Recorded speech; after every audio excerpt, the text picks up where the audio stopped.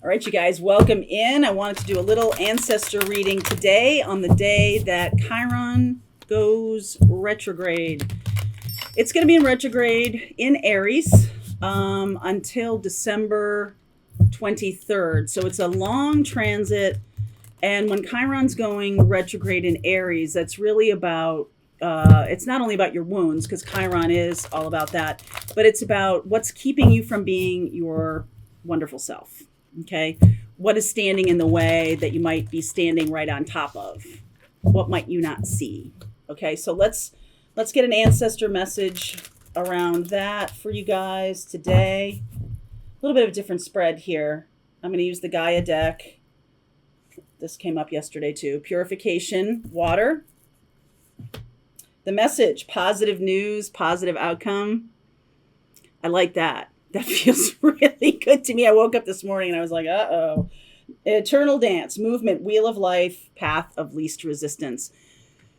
All right, so I'll read that in the extended. The universe is kind of saying to you guys, like, you might be trying a little too hard right now, pushing things a little bit too much. Some of you, it's the summer. It's the height of the summer right now in July as we're getting toward Leo time. And some of you might be in need of a little break here. Okay, so let's just see where we go with this.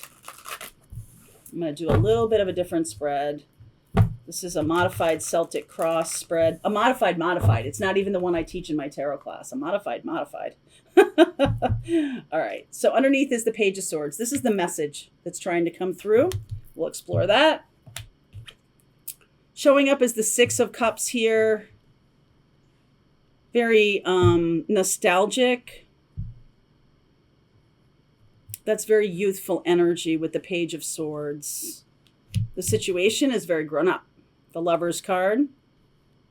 Could be dealing with a Gemini here. Seven of Swords. Oh boy.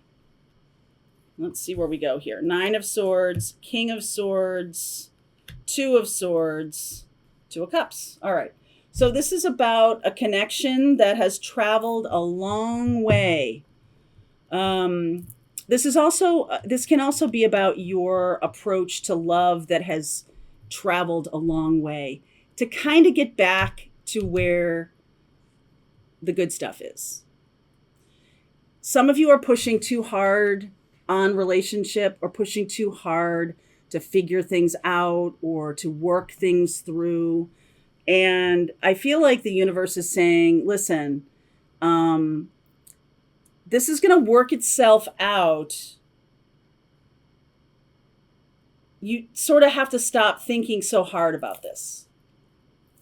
So I gathered you all here today for an ancestor message about Chiron. Now, Chiron, wherever you have it in your chart, in your birth chart, next week we're doing a basics of birth chart class. So if you want to understand the houses and the signs and how they work together, that's a good place to start, because your Chiron, I'll just use myself as an example. My Chiron's in the 5th house, and that is the house of the early part of love relationships, the fun and the joy and the sex and the interesting conversations and all of that. It's the easy part. And with a Chiron placement there,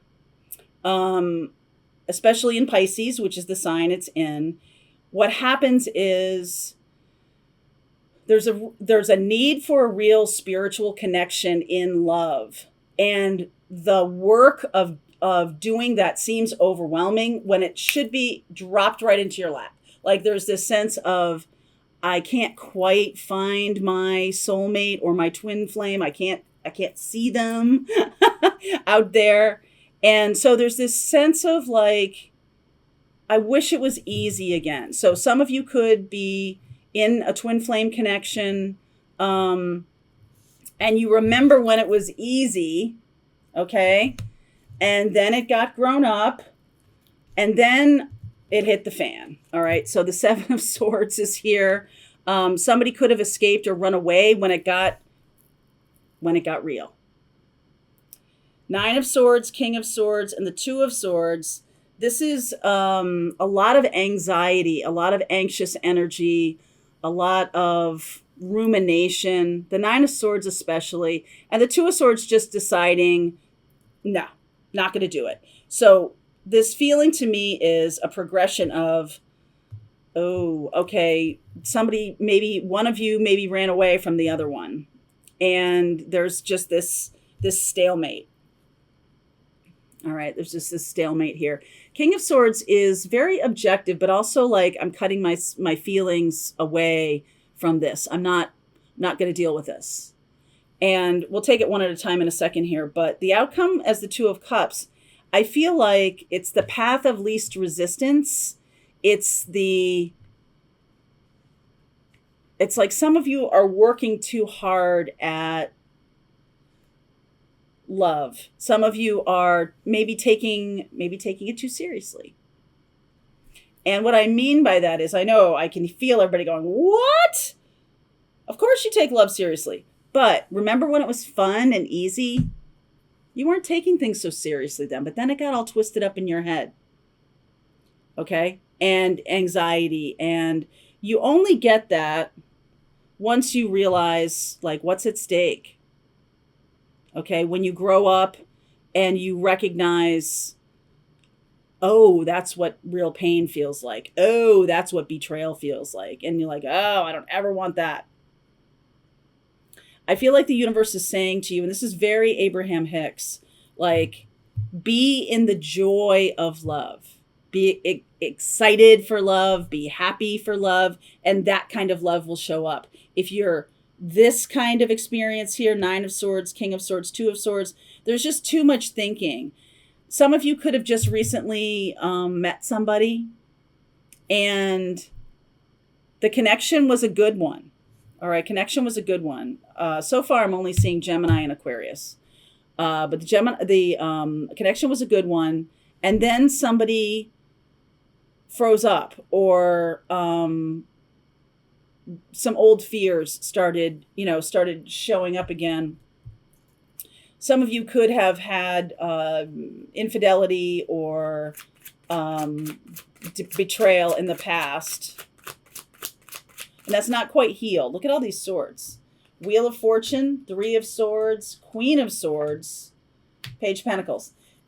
This is, I mean, ironically enough, the pages are speaking sense, and the King of Swords and the Queen of Swords are not. Now, that is the first time I have ever seen that. The Queen of Swords and King of Swords are usually like straight up. I know exactly what's going on. But the thing is, it's too much thinking. There's too much thinking.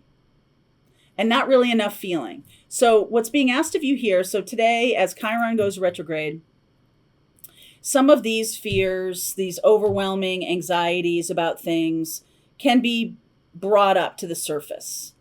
And the thing that helps them is the childlike view of love, the recognition of the pure nature of joy and fun and cool stuff and interesting, and let's hang out and let's giggle and laugh and watch silly movies and be our dumb selves, right? Like, it's like you know too much.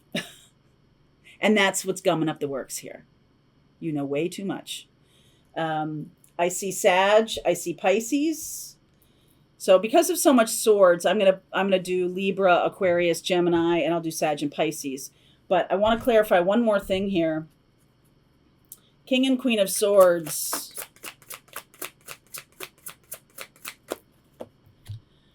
Two of Pentacles, King of Wands, Six of Pentacles. There we go. And the Star card.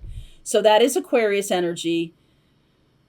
There's something about balance of power in relationships that is the thing to work on. There's a sense of when things are balanced, when things are good, they're very good. And when they're bad, they're awful. Okay?